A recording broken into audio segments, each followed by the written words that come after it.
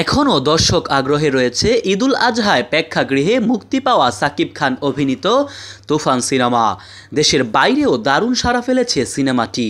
সেই ধারাবাহিকতায় গত 5 জুলাই সিনেমাটি মুক্তি পেয়েছে পার্শ্ববর্তী দেশ ভারতে।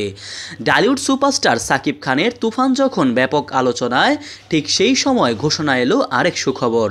সাকিব খানের প্যান ইন্ডিয়ান সিনেমা দরদ মুক্তি পেতে যাচ্ছে শিগগিরই।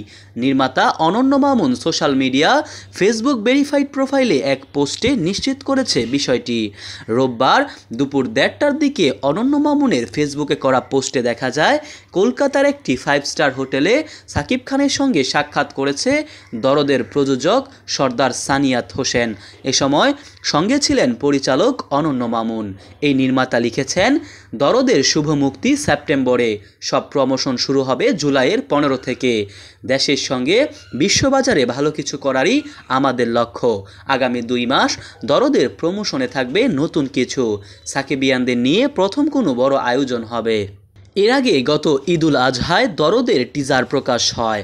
মাত্র 1.5 মিনিটের টিজারে বহুরূপীভাবে ধরা দিয়েছে সাকিব খান।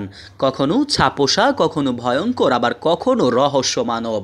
আর টিজারে বলিউড তারকা সোনাল চৌহানের সঙ্গে অভিনেতার রোমান্সও ফুটে উঠেছে। সঙ্গে অ্যাকশন ও সাসপেন্স তো ছিলই।